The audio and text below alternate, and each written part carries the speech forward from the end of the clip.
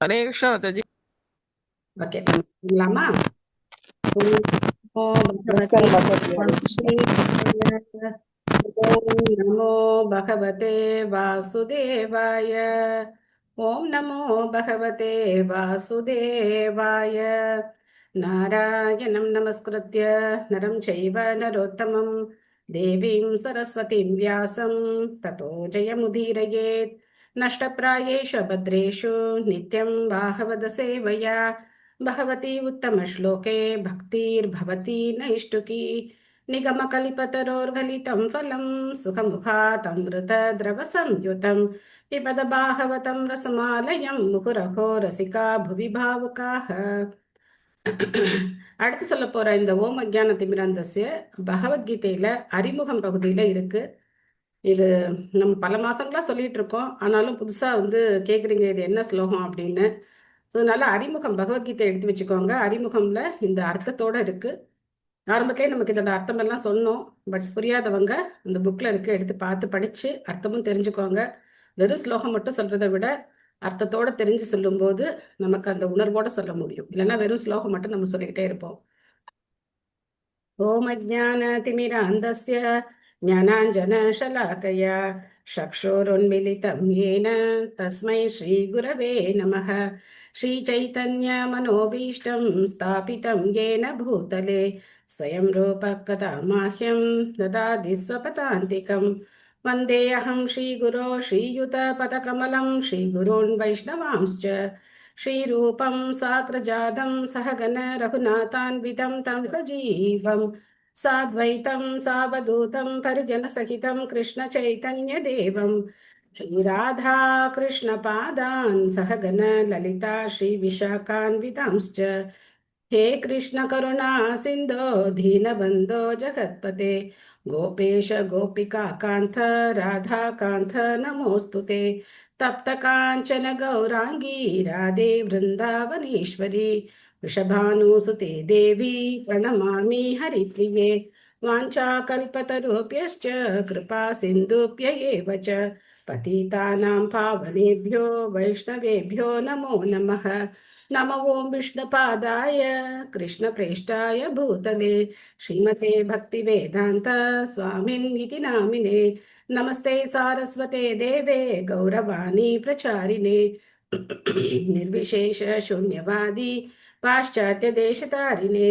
जय श्री कृष्ण चैतन्य प्रभु नित्यानंद श्री अद्वैत गदाधर श्रीवासादि गौर भक्त वृंद. हरे कृष्णा कृष्ण कृष्ण हरे हरे हरे राम राम राम हरे हरे. मूकं करोति वाचालं पंगुं लङ्घयते गिरिं यत्कृपातमहं वन्दे श्रीगुरुं दीनधारिणं परमानन्दं माधवं श्रीचैतन्यम् ईश्वरं. हरिः ओं तत्सत्. कथाञ्चन स्मृते यस्मिन् दुष्करं सुकरं भवेत् स्मरेत् प्रीतं श्रीचैतन्यं नमामिथम्. हरे कृष्णा. ஹரே கிருஷ்ணா. ஸ்ரீமத் பாகவதம் 2வது ஸ்கந்தம் முதல் அத்தியாயம். நாம 31வது பதம் பார்க்கணுமா? ஸோ நேற்று என்ன பார்த்தோம்? அதுக்கு முன்னாடி ஒரு பாயிண்ட் சொல்லலாமே. பிரபஞ்சம் 14 கிரக அமைப்புகளாக பிரிக்கப்பட்டுள்ளது அப்படின்னு பார்த்தோம் மாதாஜி. தேங்க்யூ.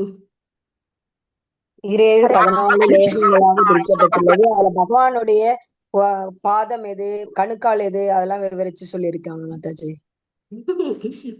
அப்படி சொல்லக்கூடாது. பாதம்னு சொல்ல ஆரம்பிச்சீங்கன்னா பாதம் எதுன்னு சொல்லணும், கணுக்கால் எது. சரிங்க மாதாஜி. ஓகே. பகவானுடைய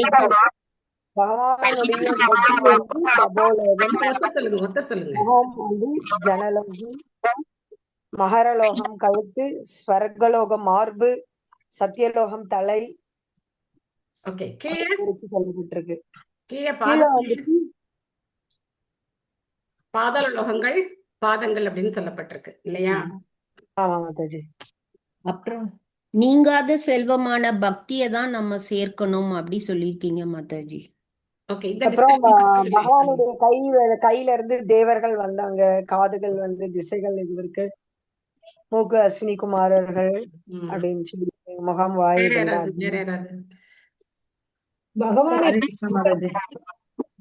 திருப்திப்படுத்துறது மூலமா எல்லா தேவர்களும் அதுக்கு மரத்தை வேருக்கு தண்ணி ஊத்தினா மரம் எப்படி ஃபிளரிஷ் ஆகுதோ அந்த மாதிரி பகவானை திருப்திப்படுத்தினா எல்லா தேவர்களையும் ஸோ அதை எந்த கான்டெக்ட்ல இங்க பார்த்தோம் அப்படின்னாக்க இந்த விஸ்வரூபத்தினுடைய பகுதிகள் தான் தேவர்கள், அந்த கான்டெக்ட்ல பார்த்தோம்.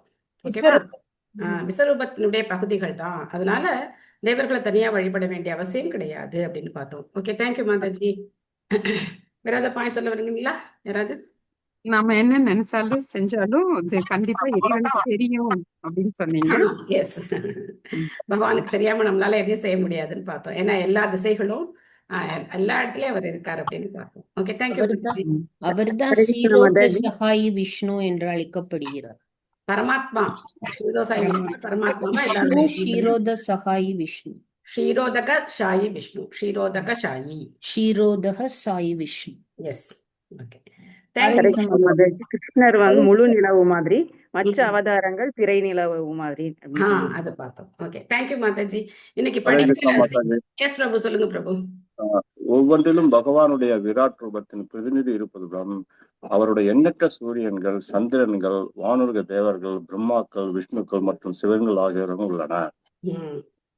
எண்ணற்ற பிரபஞ்சங்கள் இருக்கு, எண்ணற்ற பிரபஞ்சங்கள்ல எண்ணற்ற சூரிய சந்திரர்கள் தேவர்கள் தான் இருக்காங்க அப்படின்னு பார்த்தோம். தேங்க்யூ பிரபு. ஹரே கிருஷ்ண ஹரே கிருஷ்ண மாதாஜி. மாதாஜி. பகவானின் மார்பகமா சொல்லுங்க மாதாஜி. பகவானின் மார்பகமா இருக்கிற அந்த 3 கிரகத்துக்கு சூரியன் சந்திரன் அந்த மாதிரி பிரகாசமான இது இருக்காங்க. அதுக்கு மேல தேவர்கள் இருப்பாங்க, அவங்க தேவையில்லை. கீழ் உலகங்களுக்கு நாகத்தினால வர்ற ஒளி மட்டும்தான் இருக்கும், அங்க சூரியன் எதுவுமே கிடையாது. எஸ், அதுல ஒரு சின்ன மாற்றம் என்ன அப்படின்னாக்க, இந்த 3 உலகங்களுக்குள்ள தேவர்களும் இருக்காங்க. பூர்புவ சொர்க்கலோகங்கள்ல தேவர்கள் இருக்காங்க. அதுக்கு மேல இருக்கிறவங்க ரிஷி முனிவர்கள். ஜனலோகம், தப்போலோகம், சத்தியலோகத்துல எல்லாம் ரிஷி முனிவர்கள் இருக்காங்க, முன்னோர்கள் இருக்காங்க, அந்த மாதிரி இருக்காங்க. தேவர்கள் இருக்கிறது சொர்க்கலோகத்துல. சூரிய சந்திரன்களும் ஒரு சொர்க்கலோகம் தான். Okay, thank you all. இன்னைக்கு படிக்கிற சீக்வன்ஸ் நேத்து யார் படிக்கலையோ அவங்க படிக்கலாம். நேத்து யார் மாதாஜி ஒரே டவுட் மாதாஜி. ஹரே கிருஷ்ணா. சொல்லுங்க. மாதாஜி விராட் ரூபம்ன்றது அந்த இதுல காட்டுறது இல்லையா? அந்த இவருக்கு அர்ஜுனருக்கு காட்டுறதானே மாதாஜி விஸ்வரூபம் தான் விராட் ரூபம். ஆமா, சரி. விராட் ரூபம்ங்கிறது பல விதத்துல நம்ம இப்ப பார்க்க போறோம். இந்த 2வது காண்டத்திலேயே கிட்டத்தட்ட 5 விதமான விஸ்வரூபம் நம்ம பார்க்கலாம். படைப்பை பத்தி 5 விதமா பார்க்கலாம். ஓகே, ஸ்ரீமத் பாகவதம் 2வது ஸ்கந்தம் 1 அத்தியாயம் பதம் 31. சந்தாம்சி அனந்தஸ்ய சிரோ கிருணந்தி தம்ஸ்திராயமக ஸ்நேக கலாத்விஜானி ஹாசோ ஜனோன்மாத கரீச்ச மாயா துரந்த சர்கோ யத் அபாங்க மோக்ஷக. மொழிபெயர்ப்பு பொருளுரை வழங்கியவர் திவித்ராச பக்திவேதாந்த சுவாமி ஸ்ரீல பிரபுபாத் கி ஜெய். வேத மந்திரங்கள் பகவானின் மூளைப்பாதை என்றும், பற்களை கொண்ட அவரது தாடைகள் பாவிகளை தண்டிக்கும் மரணதேவனான யமன் என்றும், பாசக்கலையாக அவரது பற்கோர்வையும், மேலும் மிகவும் வசியப்படுத்தும் மாயையான ஜடசக்தியாக அவரது புன்னகையும் உள்ளன என்று அவர்கள் கூறுகின்றனர். ஜட சிருஷ்டி எனப்படும் இப்பெருங்கடலானது பகவான் நம்மீது செலுத்தும் வேகமான பார்வையாகும். சோ சந்தாம்சி, இந்த வார்த்தை சந்த அப்படின்னாக்க வேதங்கள். இந்த வார்த்தை பகவத்கீதையிலையும் 15வது அத்தியாயத்துல முதல் ஸ்லோகத்துல இருக்கு. ஸ்ரீ பகவான் உவாச்ச ஊத்வமூலம் மதச்சாகம் அஸ்வத்தம் பிராஹுரவ்யயம் சந்தாம்சி யஸ்ய பர்ணானி யஸ்தம் வேத ச வேதவித் அப்படின்னு. அங்க அந்த இலைகள் வேதங்களா சொல்லப்படுது. அந்த தலைகீழ் ஆரம்பத்தினுடைய இலைகள் சந்தாம்சி யஸ்ய பர்ணானி, பர்ணானினா இலைகள். இங்க என்ன சொல்லப்பட்டிருக்கு? அந்த வேத மந்திரங்கள் பகவானுடைய மூளைப்பாதை அப்படிலாம் சொல்லப்பட்டிருக்கு. ஸோ வேதங்கள்னு சொல்லும்போது ஞாபகம் வருது, இன்னைக்கு மாயாப்பூர்ல மிகப்பெரிய திருவிழா. என்ன திருவிழா அப்படின்னா யஜ்யசாலை, யாகசாலை இன்னைக்கு திறக்கிறாங்க. அதனால காலம்புற 7:30 மணிக்கு மிகப்பெரிய ஊர்வலம். பிரபுபாதர், அதுக்கப்புறம் பிரபுபாதருடைய சிஷ்யர்கள், நித்யானந்த பிரபுடைய பாதுகை, நரசிம்மதேவர், ராதா மாதவ் எல்லாரும் ஊர்வலமா வந்தாங்க கோவில்லேருந்து யஜ்யசாலைக்கு. ஸோ அவங்க வர்ற வழியெல்லாம் பூக்கோலம், அதுக்கப்புறம் நம்முடைய கலர் கோலம், எல்லா இடத்துலையும் பூ மாதிரி பொழிஞ்சு ரொம்ப அழகா இருந்தது. அந்த ஊர்வலம் பார்க்கறதுக்கே கண்ணு பத்தாது, அந்த மாதிரி இருந்தது. சின்ன சின்ன குழந்தைகள், பெண் குழந்தைகள் எல்லாம், எல்லா நாட்டு குழந்தைகளும், இங்க இருக்கிற எல்லா குழந்தைகளும் அழகா கையில தட்டுல பூ இதெல்லாம் வச்சு விளக்கு வச்சுக்கிட்டு குழந்தைங்க பசங்க பாய்ஸ் எல்லாம் கையில் வந்து கொடி கலர் வண்ண கொடிகள் பிடிச்சிக்கிட்டு அதெல்லாம் எனக்கு ஃபோட்டோ எடுக்க முடியல. ஏன்னா ரொம்ப க்ரௌடு. எனக்கு ரொம்ப ஃபோட்டோ எடுத்து பழக்கம் கிடையாது. அதனால நான் அதெல்லாம் எதுவும் ஃபோட்டோ எடுக்கல. நீங்கள் வந்து மாயப்பூர் டிவியில் போய் பாருங்கள். எக்கேசாலா ஓப்பனிங், டிஓபி எக்கேசாலா ஓப்பனிங்னு போட்டு பாருங்கள். அவ்வளோ ஃபென்டாஸ்டிக்காக இருந்தது. ரொம்ப ஃபெஸ்டிவாக இருந்தது. ரொம்ப நல்லா இருந்தது. ஸோ எதுக்கு சொல்ல வரேன் அப்படின்னாக்க, வேதங்களுடைய சாரம் வந்து ஹரே கிருஷ்ண மகாமந்திரம். அதை சொன்னால் போதும். ஆனால் எதுக்காக யாகங்கள் செய்யணும், எதுக்காக இவ்வளோ பெரிய யாகசாலை வந்து ஓப்பன் பண்ணியிருக்காங்க அப்படின்னா, மக்களுக்கும் அது தேவையாக இருக்குது. இந்த மாதிரியெல்லாம் பண்ண வேண்டியதாக இருக்குது. ஸோ அதனால மிகப்பெரிய யாகசாலை இன்னைக்கு ஓப்பன் பண்ணாங்க. ரொம்ப நல்லா இருந்தது. மூச்சு விட கூட நேரம் இல்லாமல் இருக்கு இங்கே. அவ்வளவு திருவிழா நடந்துக்கிட்டே இருக்கு. ஒவ்வொரு பக்கம் எந்த பக்கம் பார்த்தாலும் எங்கே போகிறது எதை விடுறதுன்னு தெரியல. ஒரு பக்கம் ஸ்ரவண உற்சவம் நடந்துகிட்டு இருக்கு. ஆனால் நம்ம வந்து நமக்கு என்ன சேவையோ அதில் கான்சென்ட்ரேட் பண்ணிட்டு இருக்கோம். இல்லைன்னா கிளாஸ்லாம் வைக்கவே முடியாது. இப்போலேருந்து ஆரம்பித்தோம்னா கௌர பூர்ணிமா வரைக்கும் கிளாஸே வைக்க முடியாது. அவ்வளோ பிஸியான ஒரு ஷெட்யூல் போயிட்டே இருக்கு இந்த பக்கம். எனிவே பொருளுரை நேற்று படிக்காதவங்க படிங்க. யார் படிக்கல நேற்று? மாதாஜி நான் படி படிங்க மாதாஜி. சரி. பொருளுரை. ஸ்ரீல பிரபுபாதைக்கு ஜெய். வேதங்களில் வலியுறுத்தப்பட்டது போல் இந்த ஜட சிருஷ்டியானது ஜடசக்தியின் மீது பகவான் செலுத்திய பார்வையின் விளைவாகும். இந்த ஜடசக்தி மிகவும் கவர்ச்சியுடைய மாயா சக்தி என்று இங்கு விவரிக்கப்பட்டுள்ளது. இத்தகைய பௌதிக தன்மையால் வசீகரிக்கப்படும் கட்டுண்ட ஆத்மாக்கள் நிரந்தரமற்ற ஜட சிருஷ்டியானது உண்மையின் போலி தோற்றம் மட்டுமே என்பதையும், கடவுளின் இத்தகைய வசியப்படுத்தும் பார்வைகளால் வசீகரிக்கப்படுபவர்கள் யமராஜனின் காவலில் வைக்கப்பட்டுள்ளனர் என்பதையும் அறிய வேண்டும். பகவான் அவரது பற்களை காட்டியவாறு புன்னகை புரிகின்றார். பகவானை பற்றிய உண்மைகளை புரிந்து கொள்ளக்கூடிய புத்திசாலி ஒருவன் அவரிடம் பூரண சரணாகதி அடைந்த ஓர் ஆத்மா ஆவான். நன்றி மாதாஜி. தேங்க்யூ மாதாஜி. ஜட உலக சிருஷ்டியோட தொடர்பு கொள்றதுக்காகத்தான் பகவான் சிவனா இருக்கார். இந்த பிரம்ம சம்ஹிதையில ஸ்ரீரம் யதாததி விகார விசேஷ யோகாத் அப்படின்னு ஒரு ஸ்லோகம் இருக்கு. அந்த ஜட சிருஷ்டி அப்படிங்கிறது மாயை. அந்த மாயையோட தொடர்பு கொள்றதுக்காக பார்வதி அவங்களோட தொடர்பு கொள்றதுக்காக பகவான் தமோ குணத்தினுடைய அதிபதியான சிவபெருமானா தன்னை விரிச்சுக்கிறார். ஸோ அப்போ ஜட சிருஷ்டிங்கிறது உருவாகுது. எப்படி ஒரு கணவனால மனைவி கருவுற்று அவங்க வந்து குழந்தை பெற்றுக்கிறாங்களோ அந்த மாதிரி பகவானுடைய பார்வை இந்த ஜட சிருஷ்டிய கருவுற செய்யுது. அப்ப எல்லா ஜீவராசிகளும் இதுல வர்றாங்க. அப்போ யார் வந்து பகவானை புரிஞ்சுக்காம இந்த உலகம்தான் எல்லாம் அப்படின்னு நினைக்கிறாங்களோ அவங்கள யார் வந்து கண்காணிப்பாளர் யாரு அவங்களுக்கு அப்படின்னா யமராஜன். அதனால்தான் யமராஜன்னா எல்லாரும் பயப்படுறாங்க. ஆனா நம்ம வந்து பக்தி பண்ணோம் அப்படின்னா யமராஜனை பார்த்து பயப்பட தேவையே இல்லை. துருவ மகாராஜன் என்ன பண்றாரு, யமராஜன் வரும்போது அவரை வந்து குனிஞ்சுக்க சொல்லி அவர் தலையில ஏறி வைகுண்ட விமானத்துல ஏறுறார். அவர் மேல ஏறி வைகுண்ட விமானத்துல ஏறுறார். பக்தர்களுக்கு பயம் கிடையாது. நமக்கு நினைச்சு கூடாது.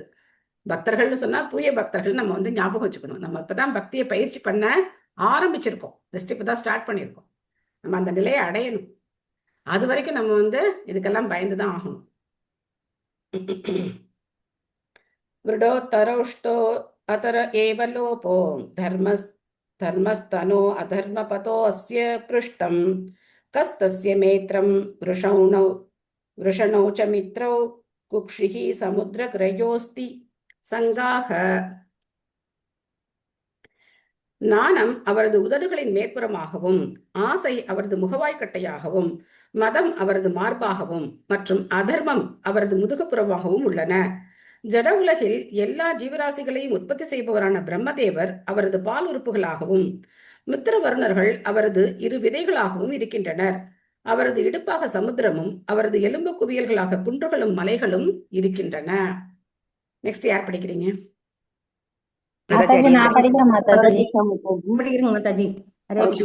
சம்பூர்ண மாதாஜி படிங்க. ஹரே கிருஷ்ண மாதாஜி. பொருளிலே வழங்கிய பக்தி வேதாந்த சுவாமி ஸ்ரீல பிரபுபாதற்கு ஜெய். புத்தியில் தாழ்ந்தவர்கள் தப்பாக எண்ணுவதைப் போல் பரமபுருஷர் அருவமானவர் அல்ல. மாறாக எல்லா உண்மையான வேத இலக்கியங்களிலும் உறுதி செய்யப்பட்டிருப்பதை போல் அவர் புருஷோத்தமராவார். ஆனால் அவரது சொரூபம் நம்முடைய கற்பனையில் இருந்து வேறுபட்டதாகும். பிரம்மதேவர் பகவானின் பால் உறுப்புகளாகவும், மித்திரவருணர்கள் அவரது இரு ஆண் விதைகளாகவும் செயற்படுகின்றனர் என்று இங்கு குறிப்பிடப்பட்டுள்ளது. அவர் ஒரு நபராக இருப்பதால் எல்லா உடல் உறுப்புகளுடனும் முழுமையானவராக அவர் உள்ளார் என்பதையும், அவை வெவ்வேறு வகையான ஆற்றல்களுடன் கூடியவை என்பதையுமே இது குறிக்கிறது. எனவே பகவான் அருவமானவர் என்று வர்ணிக்கப்படும் பொழுது நம்முடைய பக்குவமற்ற கற்பனையில் தோன்றும் உருவத்தை போல் அவரது சொரூபம் இருப்பதில்லை என்பதை நாம் புரிந்து கொள்ள வேண்டும். ஆயினும் குன்றுகளையும் மலைகளையும் காண்பதாலும் பகவானுடைய விஸ்வரூபத்தின் வெவ்வேறு பின்ன பகுதிகளாக சமுத்திரத்தையும் வானத்தையும் காண்பதன் மூலமாகவும் அவரை ஒருவன் வழிபட முடியும். பகவான் ஸ்ரீ கிருஷ்ணர் அர்ஜுனனுக்கு காட்டிய விராட் ரூபம் நாஸ்திகர்களுக்கு ஒரு சவாலாகும். Hare Krishna. Thank you Mataji. Thank you Mataji. So பிரபுபாதர் பொருளை எப்படி கொடுக்குறார் பாருங்க. இதை வச்சு என்ன பண்ண எதை நிரூபிக்கிறார்? பகவானுக்கு ஒரு திவ்யமான ரூபம் இருக்கு அப்படிங்கிறத நிரூபிக்கிறார். பகவான் அருவமானவர் கிடையாது. பகவானுக்கு அந்த உருவம் இருக்கிறதுனால தான் நமக்கும் உருவம் இருக்கு. அதை நம்ம தெரிஞ்சுக்கணும். கடவுளுக்கு உருவம் இல்லை அப்படின்னா நமக்கும் என்ன இருக்காது? உருவம் இருக்காது. ஏன்னா அவர்கிட்ட இல்லாத ஒண்ணு நம்ம கிட்ட இருந்தா நம்ம அவரோட பெரியவங்களாயிடுவோமே. இல்லையா? கடவுள்கிட்ட இல்லாத ஒண்ணு நம்ம கிட்ட இருக்குன்னா அப்ப யார் பெரியவங்க? கடவுளா நம்மளா? நம்ம பெரியவங்களாயிடும் இல்லையா? ஸோ கடவுள்கிட்ட இல்லை அப்படிங்கிற ஒரு விஷயமே கிடையவே கிடையாது. ஒரு முறை பிரபுபாதட்ட ஒருத்தர் சவால் விட்டார். என்ன சவால் விட்டார் அப்படின்னா, கிருஷ்ணரால செய்ய முடியாத காரியம்னு ஒண்ணு இருக்கா அப்படின்னு கேட்டார். இதுக்கு என்ன அர்த்தம்? இல்லைன்னு சொன்னா அப்போ கிருஷ்ணரால செய்ய முடியாதது கூட ஒண்ணு இருக்குமா அப்படின்னு, அதுக்கு மேல ஒண்ணு இருக்குமா அப்படிங்கிற மாதிரி ஒரு கேள்வி வருது. ஸோ அப்ப பிரபுபாதர் என்ன பதில் சொன்னார்? கிருஷ்ணரால செய்ய முடியாத காரியம்னு ஒண்ணு கிடையாது. அப்படி ஒரு காரியம் இருந்தாலும் அதை கிருஷ்ணர் செஞ்சிருவார் அப்படின்னு சொன்னார். ஸோ அதனால பகவானுக்கு எல்லா குணங்களும் இருக்கிறதுனால தான் நம்மகிட்டயும் அந்த குணங்கள் இருக்கு. ஆனா இந்த பௌதிக உலகத்துல அது எப்படி இருக்கு? திரிபடைஞ்சு இருக்கு. இரும்பு அப்படிங்கிறது உலோகம், தங்கமும் உலோகம், ரெண்டுமே ஒரு உலோகம், மெட்டல் தான். ஆனா ஆன்மீக உலகத்துல இருக்கக்கூடிய விஷயங்கள் தூய்மையான தங்கம் மாதிரி. அதே உணர்வுகள் இந்த பௌதிக உலகத்துக்கு வரும்போது அது இரும்பு மாதிரி ஆயிடுது. அதனுடைய தன்மை முற்றிலும் மாறி போயிடுது. ஆன்மீக உலகத்துல காமம் அப்படிங்கிறதே கிடையாது. ஆனா பௌதிக உலகத்துல அந்த பகவான் மேல அன்பு இங்க காமமா மாறிடுது. அந்த தங்கம் இங்க இரும்பா மாறிடுது. அதனால காமத்துல இருந்து விடுபட்டாதான் நம்மளால பக்தியை புரிஞ்சுக்க முடியும். நந்தியோ அஸ்ய நாத்யோத தானூருஹானி மஹீருஹா விஸ்வதனோர் நிருபேந்திர அனந்த வீரியக ஸ்வசிதம் மாதரிஸ்வா கதிர்வயக கர்ம குண பிரவாக. அரசே, விஸ்வரூபத்தின் நாடி நரம்புகளாக நதிகளும் அவர் உடலின் உரமங்களாக மரங்களும் அவரது மூச்சாக சர்வ சக்தி படைத்த காற்றும் உள்ளன. அவரது அசைவுகளாக கடக்கும் யுகங்களும் அவரது செயல்களாக ஜட இயற்கையின் முக்குணங்களின் பிரதிபலன்களும் உள்ளன. ஸோ இதெல்லாம் படிக்கும்போது நம்ம ஞாபகம் வச்சுக்கணும். அடுத்த தடவை எங்கேயாவது மரம் செடி கொடியை பார்த்தா என்ன நினைச்சுக்கணும்? என்ன நினைச்சுக்கணும்?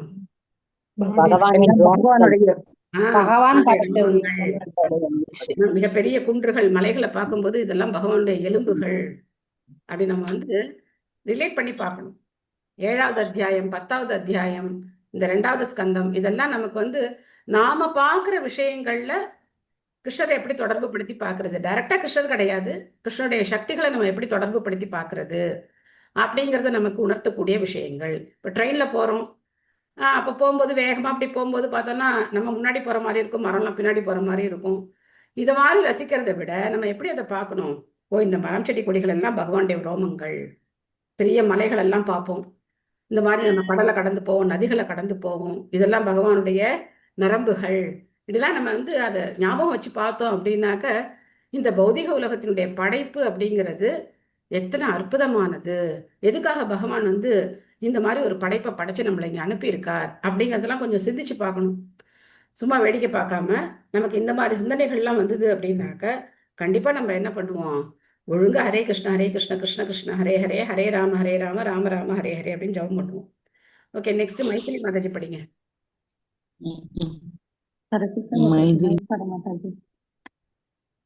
மொழிபெயர்ப்பு பொருளுரை ஸ்ரீல பிரபாத் சார். மொழிமுதற் கடவுள் சில பிரிவினர் அற்பமாக எண்ணுவதை போல உயிரற்ற ஒரு கல்லோ அல்லது செயலற்றவரோ அல்ல. இறந்த எதிர்காலங்களை பற்றி அனைத்தையும் அவர் அறிந்திருப்பதுடன் அறிந்திருப்பதுடன் அவரது நிகழ்கால செயல்களையும் அறிந்தவராக இருக்கிறார். அவர் அறியாதது எதுவுமே இல்லை. கட்டுண்ட ஆத்மாக்கள் பகவானின் செயல்களான ஜட இயற்கை குணங்களின் பிரதிபலன்களால் நடத்தப்படுகின்றனர். பகவத்கீதை 7.12 குறிப்பிடுவது போல் இயற்கை குணங்கள் அவரது உத்தரவின் கீழ் இயங்குகின்றன. இவ்வாறாக இயற்கையின் எக்காரியமும் கண்மூடித்தனமாகவோ அல்லது தன்னிச்சையாகவோ இயங்குவது இல்லை. பகவானின் கண்காணிப்பே செயல்களுக்கு பின்னணியாக உள்ள சக்தியாகும். இப்படியாக பகவான் செயலற்றவர் அல்ல. பரமபுருஷர் செய்ய வேண்டியது ஒன்றுமே இல்லை, ஆனால் அனைத்தும் அவரது ஆணையாலேயே செய்யப்படுகின்றது என்று வேதங்கள் கூறுகின்றன. அவரது அனுமதி இல்லாமல் ஒரு புல்லும் அசையாது. அனைத்து பிரபஞ்சங்களும் அவற்றின் தலைவர்களும் பிரம்மாக்கள் பகவான் மூச்சுவிடும் கால அளவு மட்டுமே வாழ்கின்றனர் என்று பிரம்ம சம்ஹிதையில் 5.48 கூறப்பட்டுள்ளது. அதே விஷயம் இங்கும் உறுதிப்படுத்தப்படுகிறது. எதன் மீது பிரபஞ்சங்களும் அவற்றினுள் உள்ள கிரகங்களும் மிதக்கின்றனவோ அந்த காற்றானது விராட் புருஷரின் மூச்சின் ஒரு துளி மட்டுமே ஆகும். எனவே நதிகள், மரங்கள், காற்று மற்றும் கடக்கும் யுகங்கள் ஆகியவற்றை அறிவதாலும் கூட பகவானின் அருவ கருத்தால் தவறான வழி நடத்தப்பட்டு விடாமல் முழுமுதற் கடவுளை பற்றிய எண்ணத்தில் ஒருவரால் நிலை பெற முடியும். பரமசத்தியத்தின் அருவ கருத்தில் அதிக நாட்டம் கொண்டுள்ளவர்கள் பகவானின் உருவத்தை மனதில் எண்ணி பார்க்க முடிந்தவர்களை விட அதிக தொந்தரவுகளுக்கு ஆளாகின்றனர் என்று பகவத்கீதை 12.5 குறிப்பிடுகின்றது. Hare Krishna Mataji. Thank you Mataji. Hare Krishna. Thank you Mataji. Thank you Mataji. So பகவான் வந்து ஒரு நபர் அப்படிங்கிறது தான் திரும்ப திரும்ப திரும்ப நம்ம இங்க பார்க்குறோம். பகவத்கீதையில 7வது அத்தியாயத்துல 12வது ஸ்லோகம் என்ன சொல்லப்பட்டிருக்கு? என்ன ஸ்லோகம்? பகவத்கீதை பக்கத்துல வச்சிருந்தா எடுத்து பார்க்கலாமே. ஏ சைவ சாத்விகா பாவா ராஜசாஸ் தாமசாஸ்சயே மத்த ஏவேதி தாந்தித்தி நற்பகம் ஏஷு தேமை. அந்த மீனிங் படிங்க மாதாஜி. சத்துவம், ரஜஸ், தமஸ் இவற்றில் எந்த வாழ்க்கை நிலையானாலும் அவை எனது சக்தியால் படைக்கப்படுபவை என்பதை அறிவாயாக. ஒரு விதத்தில் நானே எல்லாம் என்ற போதிலும் நான் சுதந்திரமானவன்.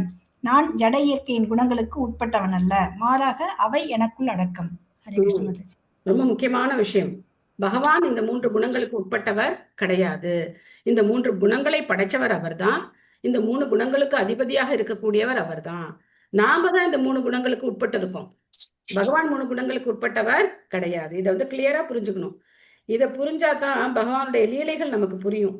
இது புரியலன்னு வச்சுக்கோங்களேன், பகவானுடைய லீலைகள் புரியாது. பட்டிமன்றம் போட்டு பேசிட்டு இருக்க வேண்டியதான். அவர் எப்படி கடவுள் இத்தனை பேர் கூட வந்து நடனம் ஆடுறார், கடவுள் ஏன் திருடுறார், என்ன கடவுள் இவர், பெண்களுடைய ஆடையை திருடுறார், வெண்ணெய் திருடுறார் அப்படின்னு சொல்லி பட்டிமன்றம் போட்டு பேசிட்டே இருக்க வேண்டியதான். ஒன்றும் புரியாது.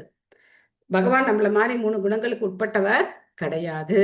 3 குணங்களுக்கு அப்பாற்பட்டவர். அதனால்தான் அடுத்த ஸ்லோகத்துல சொல்றார், தெய்வீகி ஏஷா குணமயி மம மாயா துரத்யா மாம் ஏவையே பிரபத்தியந்தே மாயாம் ஏதாம் தரந்தித்தே அப்படின்னு சொல்றார். என்னுடைய மாயை கடப்பது அரிது அப்படிங்கிறார். ஸோ அதனால பகவான் மாயைக்கு உட்பட்டவர் கிடையாது. இதை நம்ம வந்து ரொம்ப தெளிவா புரிஞ்சுக்கணும். இந்த ஒரு புரிதல், பகவான் மாயைக்கு உட்பட்டவர் கிடையாதுன்னு ஒரு புரிதல் இருந்தா பகவான் எதுக்காக இங்க அவதரிக்கிறார் அப்படிங்கிறது நமக்கு நல்லா புரியும். இப்போ இங்கேருந்து நம்ம வந்து வெளியூருக்கு வேலைக்கு போறோம், அமெரிக்காவுக்கு வேலைக்கு போறோம்னு வச்சுக்கோங்க. எதுக்கு போறோம்? அங்க போய் பணம் சம்பாரிச்சு நம்ம வந்து நல்ல ஒரு வசதியான வாழ்க்கை வாழலாம் அப்படின்னு போறோம் இல்லையா? ஒரு இடத்துல இருந்து ஒரு இடத்துக்கு எதுக்கு போறாங்க மக்கள்? அப்படின்னா வாழ்க்கை தரம் மேம்படும், நாம இன்னும் கொஞ்சம் வசதியா வாழலாம். சரியா இல்லையா? அதுக்கு தானே போறாங்க. அப்போ பகவான் ஆன்மீக உலகத்தை விட்டு இந்த உலகத்துக்கு எதுக்கு வர்றார்? இங்க வந்து கொஞ்சம் ஆள்லாம் சேர்த்துக்கலாம், பணம்லாம் சேர்த்துக்கிட்டு அங்க போய் நல்லா வசதியா இருக்கலாம் அப்படிங்கிறதுக்காக இங்க வராரா? நம்ம ஒரு இடத்துல இருந்து ஒரு இடத்துக்கு போறோம். நம்ம போறது எதுக்காக போறோம்? நம்மளுடைய இந்த 3 குணங்களுடைய தாக்கத்தினால நம்ம போறோம். ஆனா பகவான் அப்படி இந்த உலகத்துக்கு வர்றது கிடையாது. அவர் எதுக்காக வர்றார் அப்படின்னா நம்மளை திரும்ப ரெஸ்கியூ பண்ணி கூட்டிட்டு போறதுக்காக வர்றார். தன்னுடைய லீலைகளால நம்மளை கவர்ந்து நாம திரும்ப அவருடைய ராஜ்யத்துக்கு போகணும். அதுக்காக தான் பகவான் வர்றார். அவருடைய கருணை இல்லாம ஒரு புல் கூட அசையாது. யார் இந்த அருவ கருத்தோட இருக்காங்களோ அவங்களால பக்தி பண்றது ரொம்ப ரொம்ப கடினமான பாதை. கடவுள் அருவமானவர் நினைச்சு பக்தி பண்ற பாதை வந்து ரொம்ப கடினமானது. பார்த்தீங்கன்னா 99.9% உலகத்துல இருக்கிற எல்லா மதங்கள், எல்லா இயக்கங்கள் எல்லாருமே என்ன நினைக்கிறாங்க? கடவுள்னா அருவமானவர். அது கிறிஸ்டினா இருந்தாலும் சரி, முஸ்லீமா இருந்தாலும் சரி, ஜூடோ, இன்னும் பல மதங்கள் இருக்கு. உலகம் முழுக்க பல பல மதங்கள் இருக்கு. எல்லாருடைய கருத்தும் என்ன? கடவுள் அப்படிங்கிறவர் அருவமானவர் அப்படிங்கிறது தான். அதனால இந்த வைஷ்ணவ சித்தாந்தம் இருக்கு, இது மிக உயர்ந்தது. ஈவன் நம்ம வேதங்கள்ல கூட உபனிஷதங்கள்லாம் பார்த்தோம்னா அரூபம், இந்த வார்த்தை அடிக்கடி வரும். அரூபம் அரூபம் அப்படிங்கிற வார்த்தை வரும். ரூபத்துக்கு முன்னாடி சேர்த்தோம்னா எதிர்ப்பதம், உருவம் கிடையாதுன்னு அர்த்தம். ஆனா என்ன உருவம் கிடையாது? நம்மள மாதிரி ஒரு பௌதீக உருவம் கிடையாது. அதான் அதுக்கு அர்த்தம். அரூபம் அப்படின்னா நம்மள மாதிரி அவருக்கு ஒரு பௌதீக உருவம் கிடையாது. அவருடைய உருவம் ஆன்மீகமானது, சச்சிதானந்த விக்கிரக அப்படின்னு அர்த்தம். அதனால இந்த விஷயம் ரொம்ப முக்கியமான. அதனாலதான் பிரபுபாதர் திரும்ப திரும்ப திரும்ப திரும்ப இன்சிஸ்ட் பண்றார். நம்ம மனசுலயும் இருக்கு அந்த அருவவாதம், நம்ம மனசுலயும் இருக்கு. ஸோ அந்த அருவவாதம் போகணும் அப்படின்னா நாம இந்த பொருளுரைகள் எல்லாம் திரும்ப திரும்ப படிக்கணும். பகவானுக்கு அழகான உருவம் இருக்கு, உருவம் இருக்கு, உருவம் இருக்கு அப்படிங்கிறத நாம தெரிஞ்சுக்கணும். ஈஷஸ்ய கேஷான் விதுரம்புவாகான் வாசஸ்து சந்தியாம் குருவர்ய புன்னக அவ்யக்தமாஹூர் ஹிருதயம் மனஸ்ச சச்சந்தரமாக சர்வ விகார கோஷக. குருவம்சத்தில் சிறந்தவரே, நீரை ஏந்தி செல்லும் மேகங்கள் அவர் தலையில் உள்ள கேசமாகும். பகல் நேரங்களில் அல்லது இரவு நேரங்களின் முடிவாக அவரது ஆடையும் ஜட சிருஷ்டியின் பரம காரணமாய் அவரது புத்தியும் இருக்கின்றன. எல்லா மாற்றங்களுக்கும் களஞ்சியமான சந்திரன் அவரது மனமாகும். சோ மேகத்தை பார்க்கும்போது பகவானுடைய சுருண்ட அழகான கேசங்கள் ஞாபகம் வந்ததுன்னா நம்ம ரொம்ப கொடுத்து வச்சவங்க. அதே மாதிரி சந்திரன் அவருடைய மனமா இருக்கு அப்படின்னு சொல்லி பார்க்குறோம். இந்த பகல் முடிஞ்சு இரவு ஆரம்பிக்கிற அந்த நேரம் பகவானுடைய ஆடை, அப்படியே அந்த பொன்னிறமான நேரமா இருக்கு இல்லையா, அது அவருடைய ஆடை அப்படின்னு சொல்லப்படுது. ஒரு விதத்துல மாலை அப்படிங்கிறது பின்னாடி அத்தியாயங்கள்ல மனதை மயக்கக்கூடிய விஷயம். மாலையினுடைய அழகை பார்த்து மயங்கக்கூடாதுன்னு சொல்லப்பட்டிருக்கு. ஆனாலும் இங்க விராட் ரூப வர்ணனையில பார்க்கும்போது நம்ம அப்படி பார்த்தோம் அப்படின்னா தவறு கிடையாது. அந்த மஞ்சள் நிறம் பகவானுடைய ஆடைகள் அப்படின்னு பார்த்தோம்னா தவறு கிடையாது. விஜ்ஞான சக்தி மகிமா மனந்தி சர்வாத்மனோ அனந்த கரணம் கிரித்ரம் அஸ்வாஸ்வதரி உஷ்திர கஜானகானி சர்வோ மிருகா பசவக ஸ்ரோணிதேஷே. நிபுணர்கள் வலியுறுத்தி இருப்பதை போல் ஜடத்தின் அடிப்படை கொள்கையான மகத்தத்துவம் எங்கும் வியாபித்துள்ள பகவானின் உணர்வு இருக்கிறது. அவரது அகங்காரமாக ருத்ரதேவன் உள்ளார். குதிரை, கோவேறு கழுதை, ஒட்டகம் மற்றும் யானை அவரது நகங்களாகும். மேலும் வனவிலங்குகளும் 4 கால்களுள்ள மற்றவையும் பகவானின் கச்சை பகுதியில் அமைந்துள்ளன. ஸோ டார்வின் தியரி எல்லாம் ஒன்றும் கிடையாது. டார்வின் தியரி எல்லாம் சும்மா நிரூபிக்க முடியாத பொய்யான தியரிகள். உண்மையான விஞ்ஞானம் அப்படிங்கிறது பாகவதத்துல தான் இருக்கு. எல்லா மிருகங்களும் எல்லா விதமான ஜீவராசிகளும் ஒரே நேரத்துல படைக்கப்படுகிறது. அதனுடைய முந்தைய கர்மத்தின்படி இந்த படைப்பு அப்படிங்கிறது ஒவ்வொரு தடவையும் பிரம்மாவோட ஒரு பகல் முடியும் போது பிரளயம் ஏற்பட்டு திரும்ப ஒரு படைப்பு படைக்கும் போது எல்லா ஜீவராசிகளும் படைக்கப்படுகின்றன. பிரம்மாவுடைய ஆயுள் 100 வருஷம் முடியும் போது மொத்தமா இந்த 14 லோகமும் பிரளயத்துல அழிஞ்சு போயிடும். ஒரு நாள் முடிவில் பூர்புவஸ்வ 3 லோகங்கள் தான் அழியும். ஆனா பிரம்மாவோட ஆயுள் முடியும் போது மொத்தமா 14 லோகங்களும் அழிஞ்சிடும். அதுக்கப்புறம் திரும்ப புதுசா பகவானுடைய ரோமக்கால்கள்லேருந்து இந்த பிரம்மாண்டங்கள் வெளியில அவருடைய மூச்சிலேருந்து வெளியில என்ன சொல்லப்பட்டிருக்கு பிரம்ம சம்ஹிதையில அப்படின்னாக்க, அந்த மகாவிஷ்ணுடைய ஒரு மூச்சு காற்று தான் இந்த பிரபஞ்சங்கள்லாம் இருக்க போற நேரம் அப்படிங்கிறது. ஒரு தடவை ஒரு மூச்சு விட்டாருன்னா பிரபஞ்சங்கள் வெளியில வருது. திரும்ப ஒரு மூச்சை உள்ள இழுத்துக்கும் போது எல்லா பிரபஞ்சங்களும் உள்ள போயிடுது. அப்போ அந்த கால அளவுன்னு பார்த்தோம்னா ரொம்ப நீண்ட கால அளவு. பிரம்மாவுடைய 100 வருஷம் அந்த கால அளவு ஒரு மூச்சு அவருக்கு. வயாம்சி தத் வியகரணம் விசித்திரம் மனுர் மனிஷா மனுஜோ நிவாசக கந்தர்வ வித்யாதர சாரணாப்சர ஸ்வர ஸ்மிருதிர் அசுராணி கவீரியக. பல வகையான பறவைகள் அவரது சாதுரியமான கலை நுட்ப உணர்ச்சியை சுட்டிக்காட்டுகின்றன. மனிதகுல தந்தையான மனு அவரது நிலையான புத்திக்கு அடையாளம் ஆவார். அவரது இருப்பிடமாக மனித வர்க்கம் உள்ளது. ஸ்வர்கலோக மனித இனங்களாகிய கந்தர்வர்கள், வித்யாதரர்கள், சாரணர்கள் மற்றும் தேவதைகளை போன்றவர்கள் அனைவரும் அவரது இசை நயத்தை பிரதிநிதிக்கின்றனர். அசுர வீரர்கள் அவரது அற்புதமான வீரியத்தின் பிரதிநிதிகள் ஆவர். ஸோ இந்த 84 லட்சம் ஜீவராசிகள் அப்படின்னு சொல்லியிருக்காங்க இல்லையா வேதங்கள்ல. 84 லட்சம் ஜீவராசிகள் தெரியும் இல்லையா எல்லாருக்கும்? இந்த 84 லட்சத்துல 4 லட்சம் மனித இனங்கள். இந்த 4 லட்சத்துல இவங்க எல்லாமும் வர்றாங்க. இவங்க மனிதர்களுக்கும் தேவர்களுக்கும் இடைப்பட்டவர்கள். கந்தர்வர்கள், சாரணர்கள், வித்யாதரர்கள், கிம்புருஷர்கள், இவங்கெல்லாம் அப்சரஸ், இவங்கெல்லாம் தேவர்களும் கிடையாது மனிதர்களும் கிடையாது. 2 பேருக்கும் இடையில இருக்கிற சக்தி உடையவர்கள். இவங்களுக்கு தேவர்களை மாதிரி அதிகமான சக்தி கிடையாது, மனிதர்களை மாதிரி குறைந்த சக்தியும் கிடையாது. இவங்க 2 பேருக்கும் மீடியமா இருக்காங்க. ஸோ அவங்களுக்குன்னு உண்டான சக்திகள் இருக்கு. பட் அவங்க பகவானுடைய ஒவ்வொரு விதத்தை பிரதிநிதிக்கிறாங்க. ஒவ்வொரு விதத்துலேருந்து அவங்க வர்றாங்க. இந்த பொருளுரை ரொம்ப நல்லா இருக்கும். பொருளுரை படிங்க யாராவது. அடுத்து நெக்ஸ்ட் நேற்று யார் படிக்கல, இன்னும் படிக்காதவங்க இன்னும் இருக்கீங்களா? மாதாஜி நான் படிக்கிறேன் மாதாஜி. செல்வகுமாரி படிங்க. எஸ் மாதாஜி. ஹரே கிருஷ்ணா மாதாஜி. ஹரே கிருஷ்ணா. மொழிபெயர்ப்பு மற்றும் பொருளுரை வழங்கிய பக்தி வேதாந்த ஸ்ரீல பிரபுபாதருக்கு ஜெய். கடவுளின் ரசிகத்தன்மை பல வகைப்பட்ட பறவைகளான மயில், பஞ்சவர்ண கிளி மற்றும் குயில் இன பறவை ஆகியவற்றின் கலைநுட்பமும் வர்ணமும் கொண்ட சிருஷ்டியில் வெளிப்படுகிறது. கந்தர்வர்கள் மற்றும் வித்யாதரர்களை போன்ற ஸ்வர்கலோக இனங்களை சேர்ந்த மனிதர்களால் மிகவும் அற்புதமாக பாடி மேலுலக தேவர்களின் பணங்களை கூட கவர்ந்திழுக்க முடியும். அவர்களது இன்னிசையில் சுரம் பகவானின் கலைநுட்பத்தை பிரதிநிதிக்கிறது. அப்படியானால் அவர் எப்படி உருவமற்றவராக இருக்க முடியும்? இன்னிசையில் அவருக்குள்ள ஈடுபாடு, கலைநுட்பம் மற்றும் மாசற்றதாகிய நிலையான புத்தி ஆகியவை அவருக்கு உன்னதமான உருவம் ஒன்று உள்ளது என்பதற்குரிய வெவ்வேறு அறிகுறிகளாகும். மனு சம்ஹிதை மனித வர்க்கத்தின் பொது சட்ட நூலாகும். சமூக அறிவை கொண்ட சிறந்த நூலை ஒவ்வொரு மனிதனும் பின்பற்ற வேண்டுமென்று அறிவுறுத்தப்படுகிறான். மனித சமூகம் பகவானின் வசிப்பிடமாக உள்ளது. மனிதன் இறை உணர்வை அடைவதற்காகவும் பகவானுடன் சவகாசம் கொள்வதற்காகவும் பிறந்துள்ளான் என்பதையே இது குறிக்கிறது. இந்த வாழ்வு நித்தியமான இறை உணர்வை திரும்ப பெற்று அதனால் வாழ்வின் குறிக்கோளை நிறைவேற்றிக் கொள்வதற்காக கட்டுண்ட ஆத்மாவுக்கு அளிக்கப்பட்டுள்ள ஒரு சந்தர்ப்பமாகும்.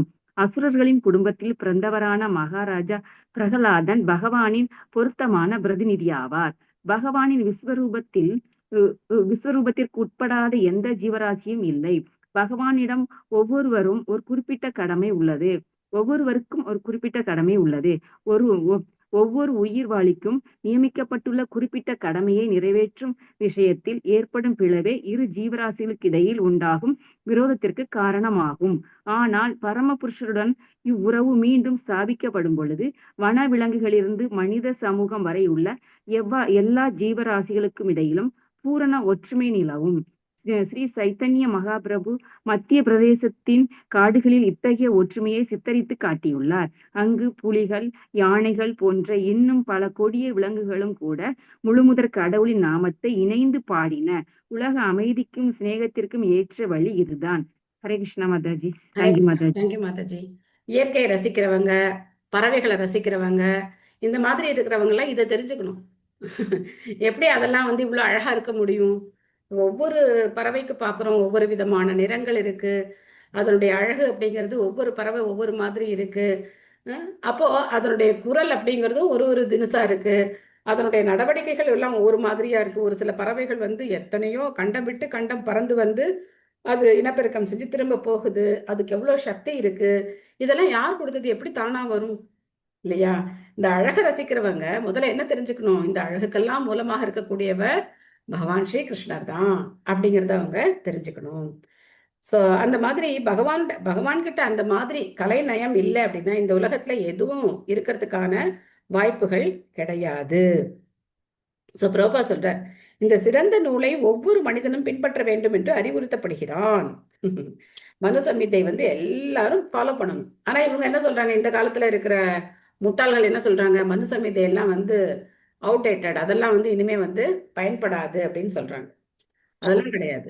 இன்னைக்கும் நம்ம வாயில தான் சாப்பிடுறோம். இன்னைக்கும் நம்மளுடைய பிறந்தவங்க இறக்குறாங்க. இது எந்த மாற்றமும் கிடையாது. மனித வாழ்க்கையில எந்த மாற்றமும் கிடையாது. நம்ம வேணா என்ன பண்ணலாம், ஆர்டிபிஷியலா வேற ஏதாவது மாத்திக்கலாமே தவிர அடிப்படையில எந்த மாற்றமும் கிடையாது. இப்ப எத்தனையோ கண்டுபிடிக்கிறாங்க, ஏஐங்கிறாங்க, அதுக்கு மேல வந்துருச்சுங்கிறாங்க, என்னென்னமோ சொல்றாங்க.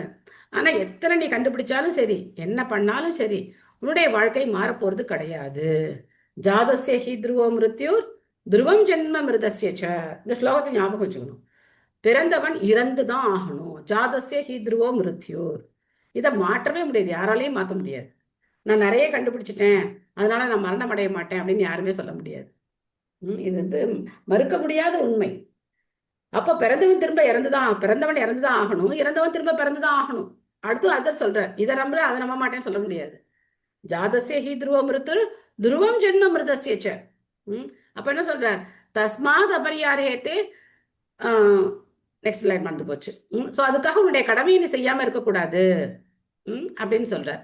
அதனால நம்முடைய கடமை அப்படிங்கிறது பகவானுடைய நாமத்தை சொல்றது. ஹரே கிருஷ்ண கிருஷ்ண கிருஷ்ண ஹரே ஹரே, ஹரே ராம ராம ராம ஹரே ஹரே.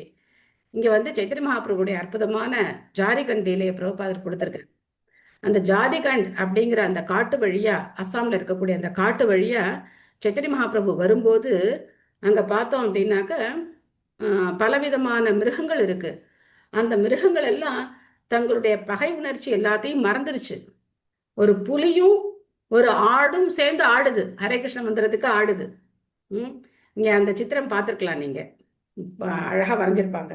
சைத்தன்ய மகாபிரபு ஒரு மரத்துல அப்படி சாஞ்சு நின்றுட்டு இருப்பார். அவரை சுத்தி வந்து எல்லா விதமான மிருகங்களும் நடனம் ஆடிக்கிட்டே இருக்கும்.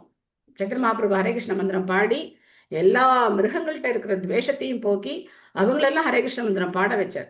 இப்போ பிரபுபா சொல்றார், நமக்கு அந்த மாதிரி சக்தி எல்லாம் கிடையாது, மிருகங்கள் எல்லாம் மாற்ற முடியாது. குறைஞ்சபட்சம் மனிதர்களையாவது என்ன பண்ணணும், நம்ம மாற்றணும். மனிதர்களையாவது இந்த ஹரே கிருஷ்ண மந்திரத்தை ஏத்துக்க வைக்கணும். அதுதான் நம்மளால முடியும், நம்மளால போய் மிருகங்கள் எல்லாம் மாற்ற முடியாது அப்படின்னு சொல்றார்.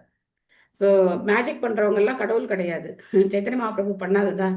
அவங்கெல்லாம் வந்து மகாபிரபு என்ன சொல்லல, நான் தான் கடவுள்னு சொல்லலாம், பக்தாவதாரம், பக்தனா தான் இருக்கேன் அப்படின்னு சொன்னார். ஆனா உண்மையிலே அவர் பகவான். ஸோ அது நம்ம நல்ல ஞாபகம் வச்சுக்கணும். பகவானின் விஸ்வரூபத்திற்கு உட்படாத எந்த ஜீவராசியும் இல்லை, எல்லாமே பகவானுடைய விஸ்வரூபத்துல தான் இருக்காங்க அப்படிங்கறத நாம புரிஞ்சுக்கணும். பிரம்மானனம் சத்ரபுஜோ மகாத்மா வித்பூரூர் அங்கிரிஸ்ரித கிருஷ்ணவர்ணக நானாபித பீஜ்ய கனோபபன்னோ திரவியாத்மக கர்ம விதான யோக. பிராமணர்களாக விராட் புருஷரின் முகமும், க்ஷத்திரியர்களாக அவரது கரங்களும், வைசியர்களாக அவரது தொடைகளும் உள்ளன. மேலும் சூத்திரர்கள் அவரது பாதங்களின் பாதுகாப்பில் உள்ளனர். வழிபாட்டுக்குரிய தேவர்களும் கூட அவரால் வெற்றி கொள்ளப்பட்டு உள்ளனர். தங்களால் இயன்ற பொருட்களை கொண்டு யாகங்கள் செய்து பகவானை திருப்திப்படுத்த வேண்டியது அனைவருடைய கடமையும் ஆகும். ஸோ அடுத்த இந்த விராட் ரூபத்துல வர்ணாசிரம தர்மத்துல படி பிராமண சத்திரிய வைசிய சூத்திரர்கள் எப்படி வர்றாங்க? பிராமணர்கள் அவருடைய முகம், நம்ம புருஷ சுத்தம் அதெல்லாம் தெரிஞ்சவங்களுக்கு இதெல்லாம் தெரிஞ்சிருக்கலாம். பிராமண முகமாசிது அப்படின்னா அந்த மந்திரங்கள்லாம் வரும். பிராமணர்கள் வந்து முகம், சத்திரியர்கள் வந்து கரங்கள், இதெல்லாம் வந்து புருஷ சுத்தத்துல கூட வரும். ஸோ பெண்கள் பொதுவாக புருஷ சுத்தம் சொல்லக்கூடாது, ஸ்ரீ சுத்தம் படிக்கலாம், புருஷ சுத்தம் பெண்கள் சொல்லக்கூடாது. ஆனா பாகவதத்தை நம்ம படிக்கலாம். பொருளுரை நெக்ஸ்ட் யார் படிக்கிறீங்க? நேற்று படிக்காதவங்க இன்னும் யார் இருக்கீங்க? கிருஷ்ண மாதாஜி, நான் படிக்கிறேன் மாதாஜி. படிங்க அலமேலு மாதாஜி. ஹரே கிருஷ்ண மாதாஜி. பொருளுரை தந்த ஸ்ரீல பிரபுபாதருக்கு ஜெய். ஒரே கடவுள் என்ற சித்தாந்தம் உண்மையில் இங்கு சுட்டி காட்டப்படுகிறது. பல தேவர்களுக்கு யாகங்களை அளிக்கப்படுவது என்பது வேத இலக்கியங்களில் குறிப்பிடப்பட்டுள்ள முறையாகும்.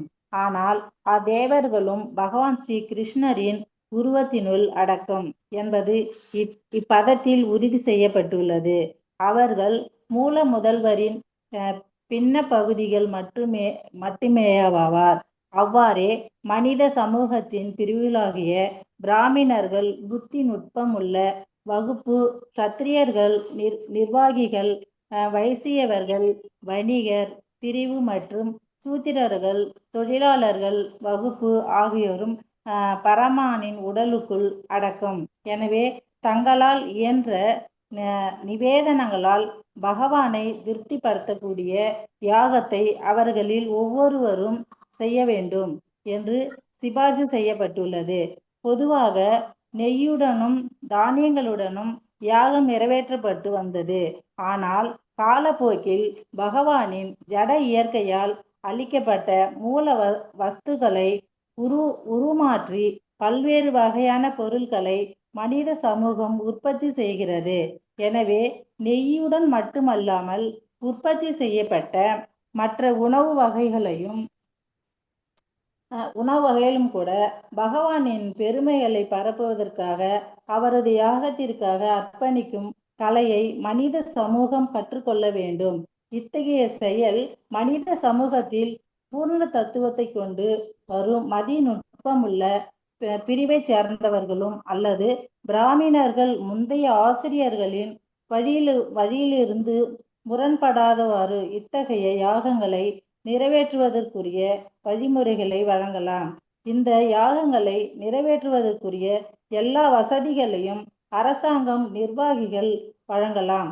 இதை போன்று உணவுகளை உற்பத்தி செய்பவர்களான வைஷ்யவர்கள் அல்லது வர்த்தகர்கள் முதலிய அவற்றை யாகத்திற்காக பகவானுக்கு அர்ப்பணிக்கலாம். மற்றும் சூத்திரங்கள் இத்தகைய யாகங்களை வெற்றிகரமாக நிறைவேற்றுவதற்காக தங்களது உடல் உழைப்பை வழங்கலாம். இப்படியாக எல்லா பிரிவினரும் ஒத்துழைப்பை வழங்கினால் பகவானின் புனித நாமத்தை எல்லோரும் இணைந்து பாடும் முறையாகிய நாம சங்கீர்த்தனத்தை உலக மக்களின் நன்மைக்காக வெற்றிகரமாக நிறைவேற்ற முடியும். இது இந்த யுகத்திற்காக சிபார்சு செய்யப்பட்ட யாகமாகும். Hare Krishna Mataji. Hare Krishna. Thank you Mataji. Hare thank you. Krishna. So யாருக்கும் பகவானுடைய பக்தியில பக்தி பண்ண முடியாது அப்படிங்கிற விலக்கு யாருக்கும் கிடையாது. எல்லாரும் பகவானுடைய பக்தியில ஈடுபடலாம். யாரும் நீ பண்ணக்கூடாது அப்படின்லாம் கிடையவே கிடையாது. ஏன்னா எல்லாரும் பகவானுடைய அந்த படைப்புகள் தான், பகவானுடைய விராட் ரூபத்தினுடைய அம்சங்கள் தான் அப்படின்னு நம்ம பார்க்குறோம். பகவத்கீதையிலையும் பகவான் சொல்றார், மமைவாம்சோ ஜீவலோகே ஜீவபூத சனாதன அப்படின்னு சொல்றார். அப்போ 15வது அத்தியாயத்துல 7வது ஸ்லோகத்துல சொல்றார். அதனால யாரும் விதிவிலக்கு கிடையாது, எல்லாரும் பக்தியை பயிற்சி பண்ணலாம். ஆனா அவங்களா என்ன நினைச்சுக்கிறாங்க, நாம பண்ணக்கூடாது, இதெல்லாம் உயர் வகுப்பை சேர்ந்தவங்களுக்கு, நம்ம வணங்க வேண்டியது இந்த மாதிரியான கிராம தேவதைகள், அப்புறம் இந்த மாதிரி விராட் ரூபத்தை வணங்குறது. அவங்களுக்கு தெரியாது இந்த விராட் ரூபம். அப்படி அவங்க கும்பிடுற இந்த மலைகளும் கடல்களும் மரங்களும் பகவானுடைய விஸ்வரூபம்னு அவங்களுக்கு தெரியாது. ஆனா அதை அவங்க வணங்குறாங்க, மறைமுகமா பகவானத்தை அவங்க வணங்குறாங்க. ஸோ அதனால எல்லாரும் பகவத் பக்தியில ஈடுபடலாம்.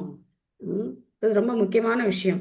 அப்போ பிரபுபா சொல்றார், அந்த நாள்ல யாகம் அப்படின்னா நெய் தானியங்கள் கலந்து என்ன பண்ணாங்க, யாகத்தில அர்ப்பணிச்சாங்க. ஆனா இன்னைக்கு நம்ம பலவிதமான பதார்த்தங்கள் படி நம்ம சாப்பிடுறோம். அதெல்லாம் எதுக்காக பகவானுக்கு அர்ப்பணம் பண்ணக்கூடாது?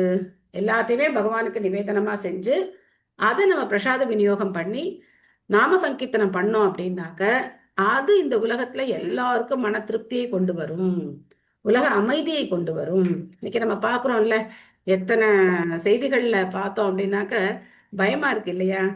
செய்திகளை கேட்கும்போது ஏதோ ஒரு தீவுல எவ்வளோ பயங்கரமான சம்பவங்கள்லாம் நடந்திருக்கு அப்படின்னு சொல்லி, இதுதான் இந்த செல்போன் எடுத்தா இந்த மாதிரி செய்திகள் தான் வந்துகிட்டே இருக்கு. இந்த மாதிரி நடக்குது, மனிதர்கள்னு சொல்லக்கூடாது, குழந்தைகளுடைய மாமிசங்களை கூட சாப்பிட்றாங்க அப்படின்லாம் செய்திகள் வருது. ஸோ பகவத் பக்தியிலேருந்து விலகி போக போக போக மனிதன் எந்த அளவுக்கு மிருகமா மாறுறான் அப்படிங்கிறத நம்ம கண்கூட பார்க்கலாம். ஸோ இதெல்லாத்தையும் தடுக்கிறதுக்கு ஒரே வழி என்ன அப்படின்னா நாம சங்கீர்த்தனம் தான். இந்த நாம சங்கீர்த்தனம் மட்டும்தான் கலியுகத்துல எல்லாருக்கும் மனசுல சந்தோஷத்தையும் நிம்மதியும் அவங்களுக்கு கொடுக்கக்கூடியது இந்த நாம சங்கீர்த்தனம் மட்டும்தான். ஏன் இப்படி அலையிறாங்க? எதுக்காக அனுபவிக்கணும்னு சொல்லி எதுக்காக இந்த மாதிரி அலையிறாங்க? தெரியறது இல்ல.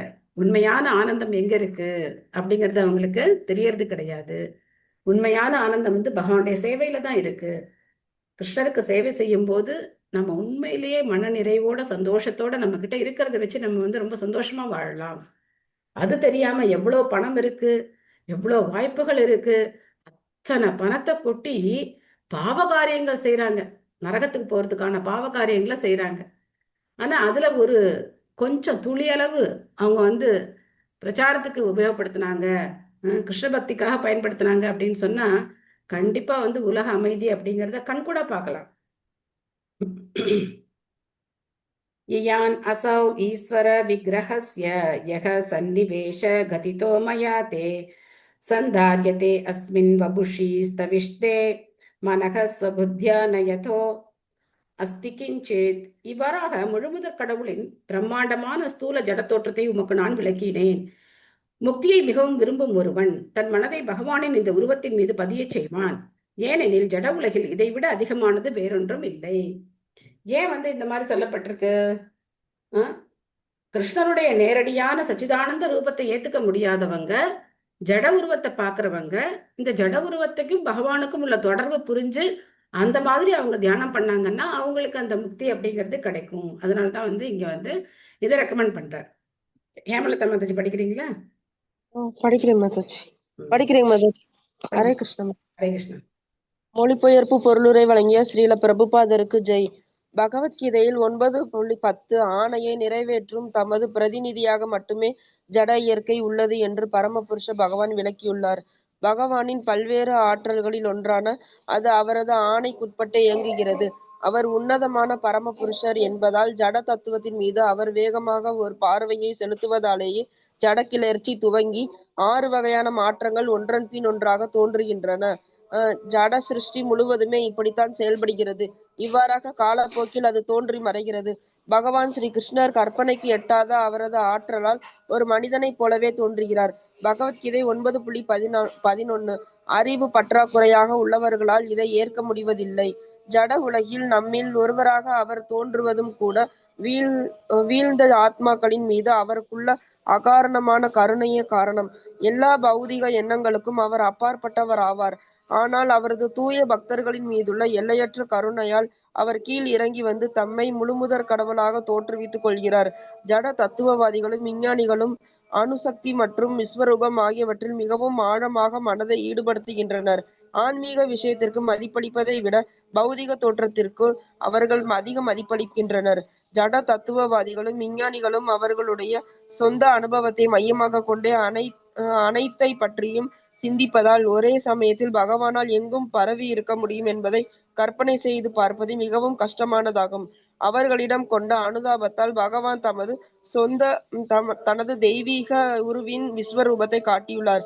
பகவானின் இவ்வுருவை ஸ்ரீல சுகதேவ கோஸ்வாமி இங்கு தெளிவாக விளக்கியுள்ளார். பகவானின் இந்த பிரம்மாண்டமான அம்சத்திற்கு அப்பால் வேறொன்றுமே இல்லை என்று அவர் முடிவு செய்துள்ளார். பௌதிக சிந்தனையாளர்களின் ஒருவர் கூட விஸ்வரூபம் என்னும் இக்கருத்தை கடந்து அப்பால் செல்ல முடியாது. உலகாயுதவாதிகளின் மனங்கள் நிலையற்றவையும் எப்பொழுதும் மாறிக்கொண்டே இருப்பவையும் ஆகும். எனவே பகவானுடைய விஸ்வரூபத்தையும் ஏதேனும் ஒரு பகுதியை சிந்திப்பதன் மூலம் அவரை நினைவில் கொள்ள வேண்டும் என்று ஒருவன் அறிவுறுத்தப்படுகிறான்.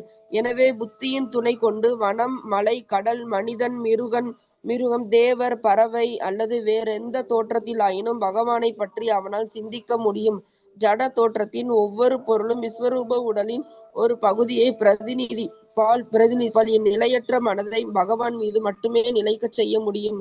பகவானின் வெவ்வேறு உடல் உறுப்புகளின் மீது பதியச் செய்வதான இம்முறை நாஸ்திக இயல்பை குறைத்து பகவானிடமான பக்தி தொண்டை படிப்படியாக மேலோங்க செய்கிறது. அனைத்தும் பகவானின் பின்ன பகுதியாக இருப்பதால் பரமபுருஷர் எல்லா இடங்களிலும் உள்ளார் என்ற வேத கருத்தை ஆரம்ப சாதகன் படிப்படியாக உணர்ந்து விஸ்வரூப உடலுக்கு குற்றம் இணைத்து விடாது இருக்கும் கலையை அவன் கற்றுக்கொள்வான். இவ்வறிவு பகவானின் இருப்பை எதிர்ப்பதில் ஒருவனுக்குள்ள கர்வத்தை குறைத்துவிடும். இவ்வாறாக எல்லா பொருட்களும் பரம உடலின் பின்ன பகுதியாக இருப்பதால் அவற்றை மதிக்க கற்றுக்கொள்ள முடியும். தேங்க்யூ மாதாஜி. நன்றி மாதாஜி. ஹரே கிருஷ்ணா. தேங்க்யூ மாதாஜி. இப்ப விஞ்ஞானிகள் இருக்காங்க, ஆராய்ச்சி பண்றாங்க. ஆனா அவங்களால என்ன பண்ண முடியல? கடவுளை ஏத்துக்க முடியல. இப்போ ஒரு உதாரணத்துக்கு ஒரு இடத்துல ஒரு காட்டுல பெரிய தீ பிடிக்குதுன்னு வச்சுக்கோங்க. அதை உங்களுடைய விஞ்ஞான அறிவை கொண்டு அந்த காட்டு தீயை உங்களால அணைக்க முடியுமா அப்படின்னா அணைக்க முடியாது. அப்போ பெரிய புயல் வருது, தடுக்க முடியுமா? தடுக்க முடியாது. ஆனாலும் கர்வப்படுறாங்க. என்ன கர்வப்படுறாங்க? கடவுள் கிடையாது, எல்லாம் இயற்கை தான் அப்படின்லாம் சொல்றாங்க. அதுதான் பிரபுபா சொல்றார். இந்த மாதிரி இருக்கிற மனநிலையை மாறணும் அப்படின்னா ஒவ்வொரு விஷயத்துக்கும் பின்னாடி எவ்வளவு பெரிய விஞ்ஞானம் இருக்கு அப்படிங்கிறத ஒருத்தர் புரிஞ்சுக்கணும். ஒரு சின்ன பூ இருக்கு, அந்த பூ எப்படி அந்த செடியில ஒரு மொட்டா இருந்து அது மலரும் போது இத்தனை விதமான நிறங்கள் அது வெளிப்படுத்துது அப்படிங்கிறத பார்த்தாலே இதுக்கு பின்னாடி ஒரு கலைஞன் இருக்கான் அப்படிங்கிறத புரிஞ்சுக்கலாம். நாங்க கோலம் போடும்போது அந்த ரியலா அந்த பூ கலரே வரணும் அப்படின்னு எவ்வளோ ட்ரை பண்ணாலும் சரி, ரொம்ப கஷ்டம். ஆனா அந்த பூ இயற்கையா என்ன ஆகுது, மலர்ந்து அத்தனை நிறங்களை வெளிப்படுத்துது, அத்தனை மனம் வெளிப்படுது. இதெல்லாம் தானா நடக்குது அப்படின்னு சொல்றவங்க ரொம்ப பெரிய புத்திசாலியா என்ன? கொஞ்சம் யோசிச்சு பார்க்கணும். சோ அந்த கர்வம் குறையணும்னாலாவது இந்த உலகத்தை நம்ம பார்க்கிற பார்வை மாறணும். ஒவ்வொன்னா பார்க்கும்போதும் பகவானுடைய விஸ்வரூபம் ஞாபகம் வந்தது அப்படின்னாக்க ஆரம்ப நிலை சாதகனுக்கு அது ரொம்ப உதவியா இருக்கும் அப்படிங்கிறது தான் இந்த பொருளுரையில பிரபுபாதர் சொல்றார். இல்ல அப்படின்னாக்க அவங்களுக்கு இருக்கிற சின்ன மூளையை வச்சு அவங்க என்ன நினைச்சுப்பாங்க, இதெல்லாம் இயற்கை தான், தானா இயங்குது அப்படின்னு அவங்க பேசிக்கிட்டே இருப்பாங்க. சோ கிருஷ்ணர் எதுக்காக இந்த உலகத்துல அவதரிக்கிறார்? அப்படி அவர் வரும்போது அவரை சாதாரண மனிதர்களா நினைக்கிறவங்க முட்டாள் அப்படிங்கிறதும் பகவத்கீதையில பகவான் சொல்றார். அவஜானந்தி மாமூடா மானுஷம் தனுமாஸ்ரிதம் பரம்பாவம் அஜானந்தோ மமபூத மகேஸ்வரம் அப்படின்னு இந்த ஸ்லோகத்தை பிரபுபாதர் எவ்வளவு தடவை கோட் பண்றாரு பாருங்க. சோ இப்படி நம்ம பகவத்கீதா ஸ்லோகெல்லாம் மெமரி பண்ணலாம். பிரபுபாதர் கோட் பண்ற ஸ்லோகாஸ் எல்லாம் மெமரி பண்ண ஆரம்பிச்சாலே ரொம்ப ஈஸியா நம்ம பகவத்கீதா ஸ்லோகாஸை மெமரைஸ் பண்ணலாம்.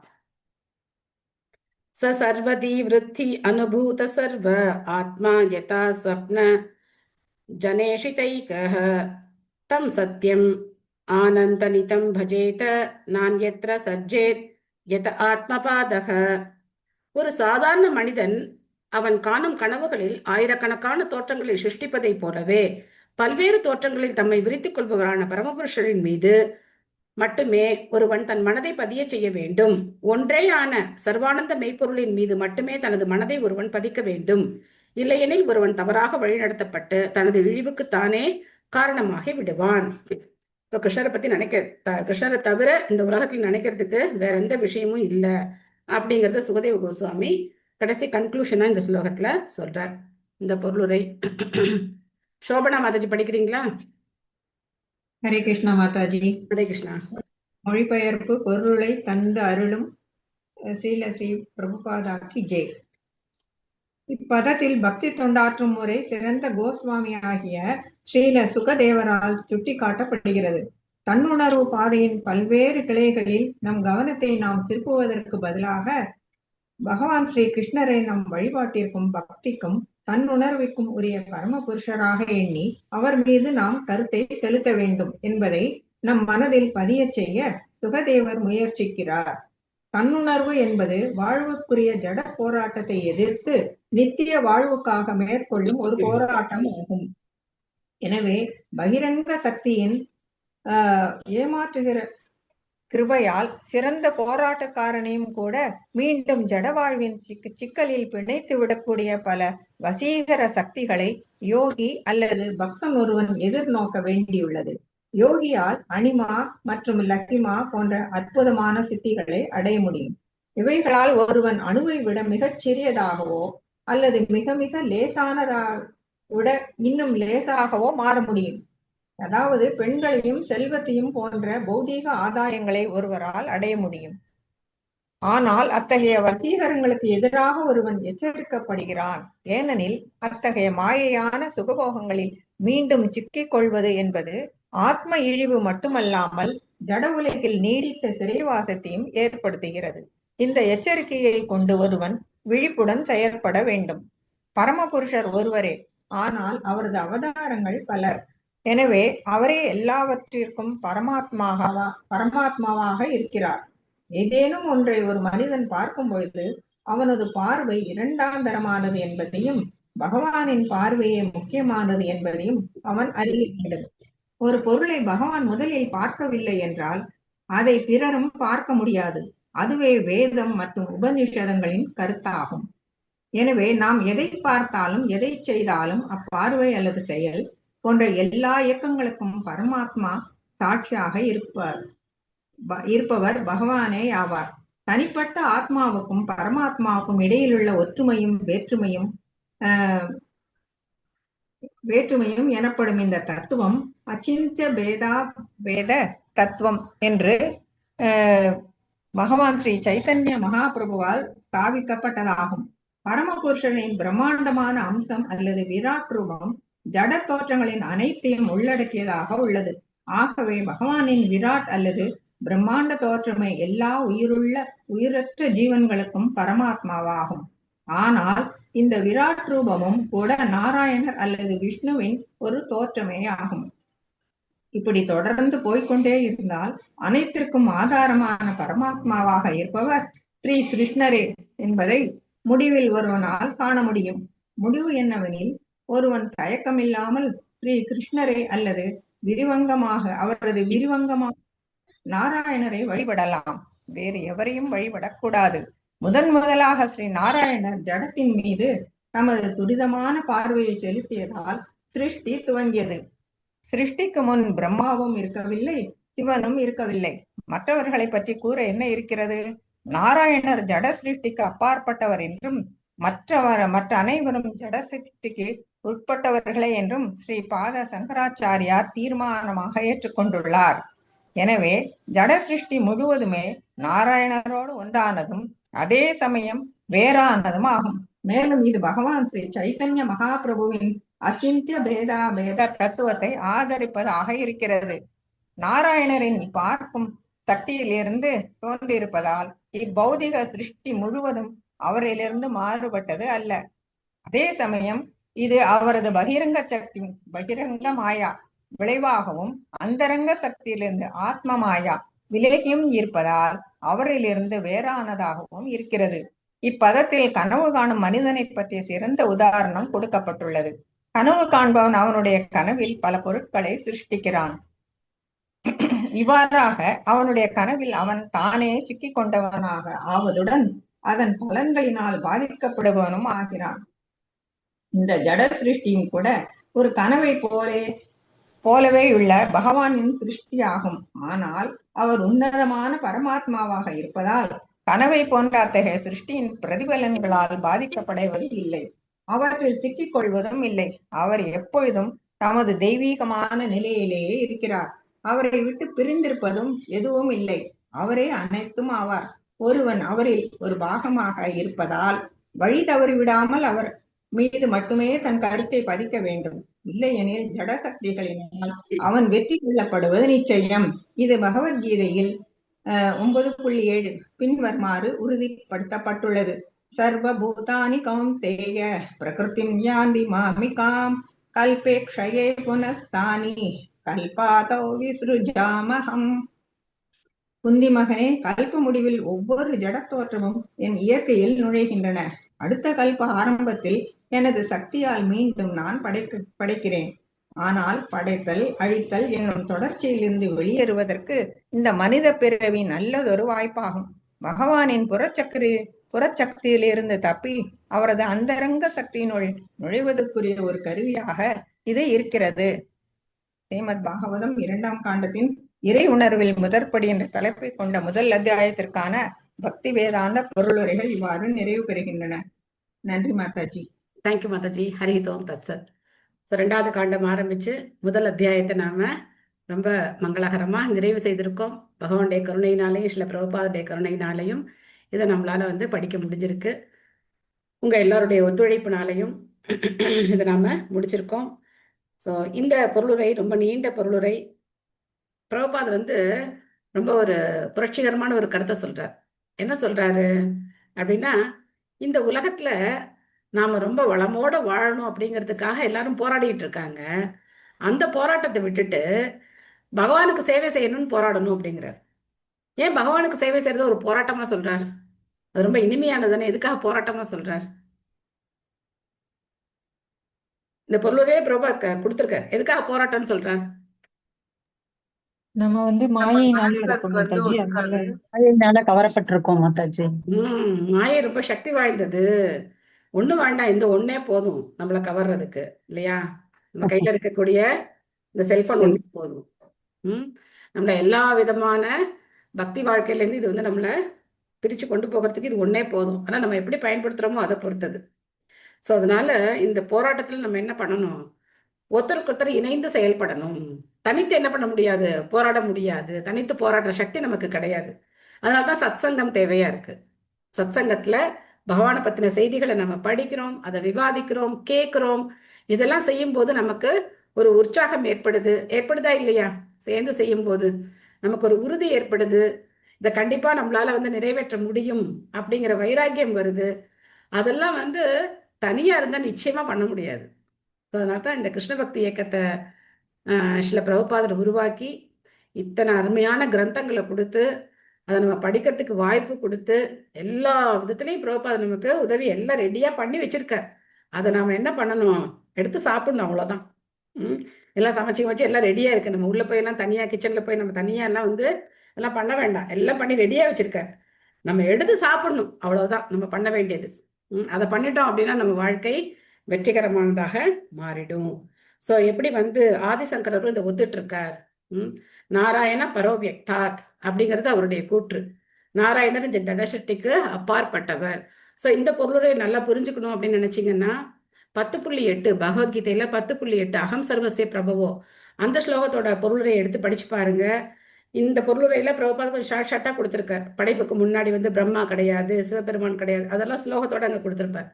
ஒவ்வொரு ஸ்லோகமும் அதுக்கு எந்த ஸ்லோகம் சொல்லி அதுக்கான விளக்கங்கள் எல்லாம் அங்க கொடுத்திருக்காரு. அதனால அதெல்லாம் நீங்க எடுத்து படிச்சு பார்த்தீங்க அப்படின்னாக்கா இன்னும் கொஞ்சம் கிளியரா நல்ல டீட்டெயிலா புரிஞ்சுக்க முடியும். ஓகே, உங்களுக்கு ஏதாவது கருத்துக்கள், சந்தேகங்கள், கேள்விகள் ஏதாவது இருக்கா?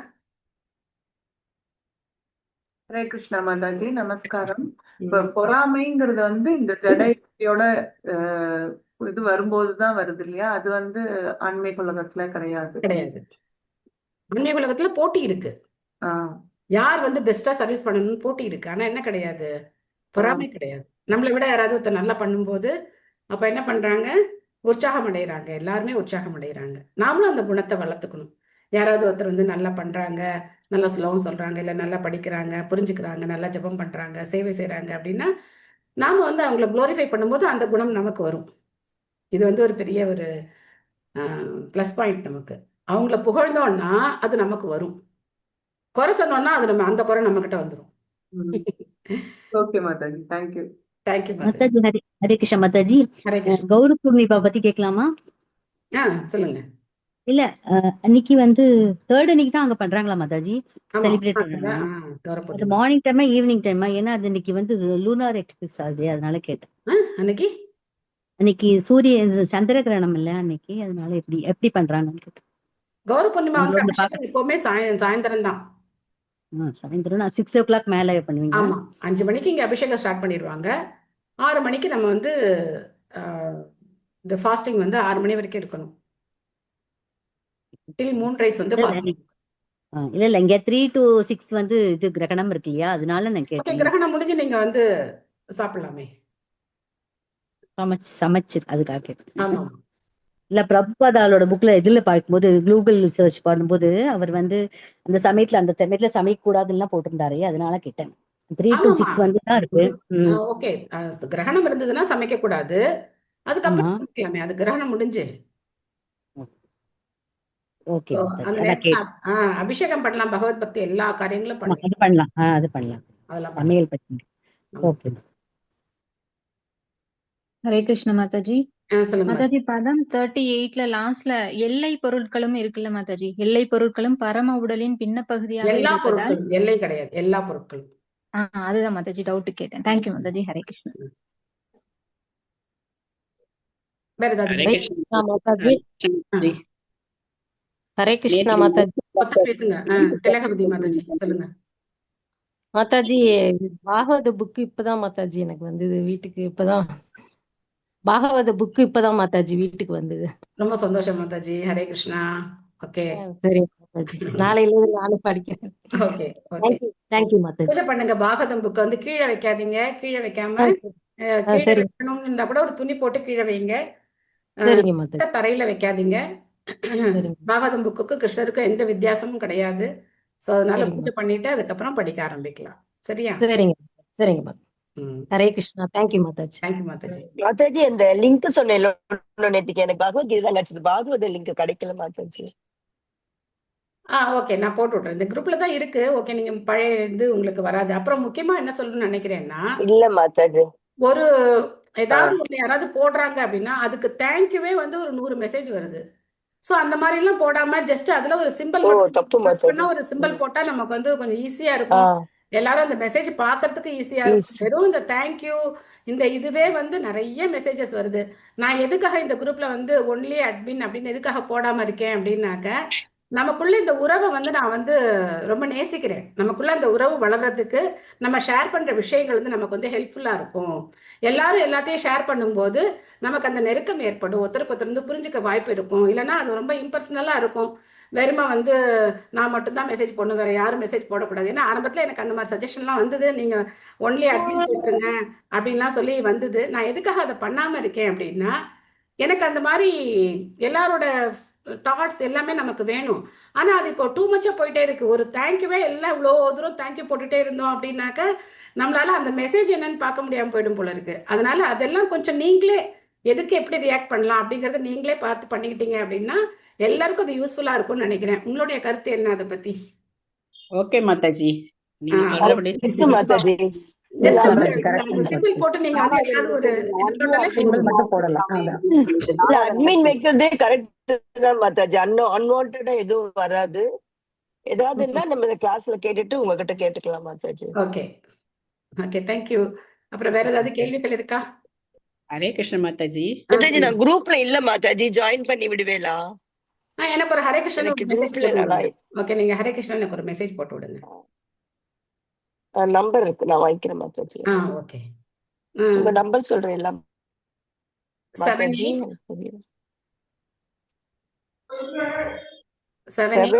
78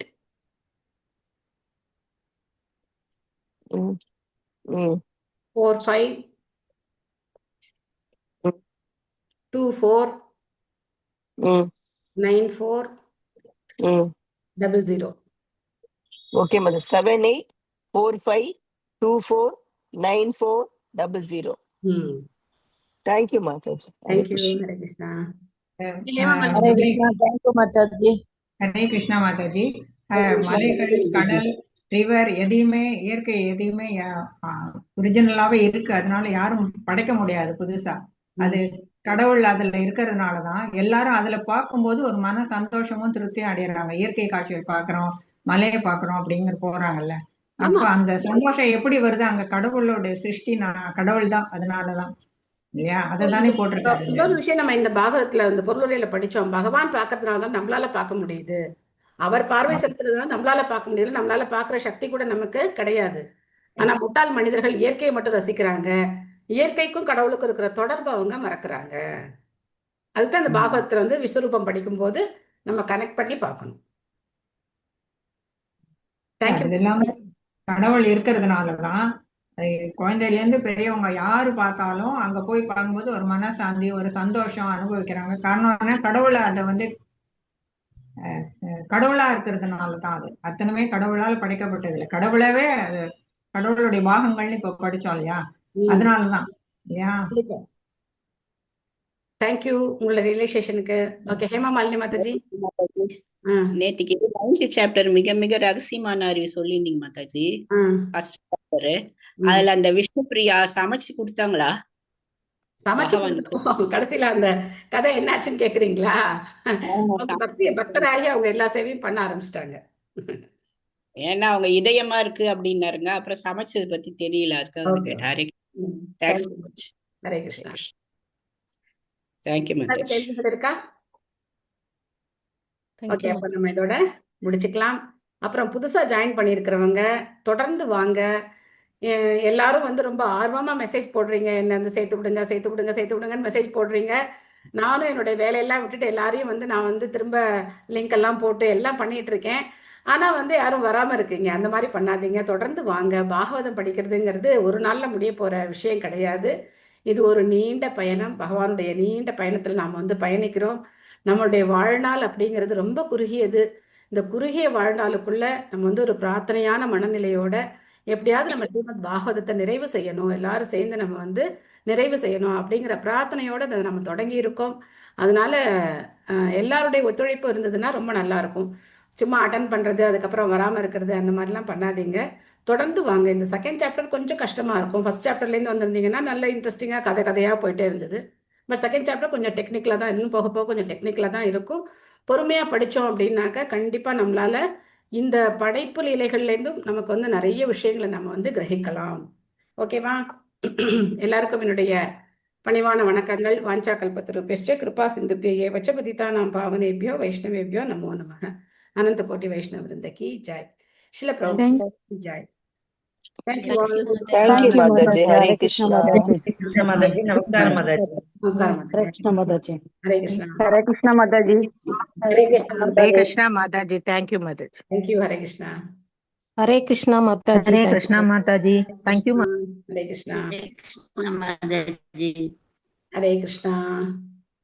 என்று கொடுத்துட்டுமா? ஹரே கிருஷ்ணா ஹரே கிருஷ்ணா கிருஷ்ண கிருஷ்ண ஹரே ஹரே, ஹரே ராம ராம ராம ஹரே ஹரே. Thank you all.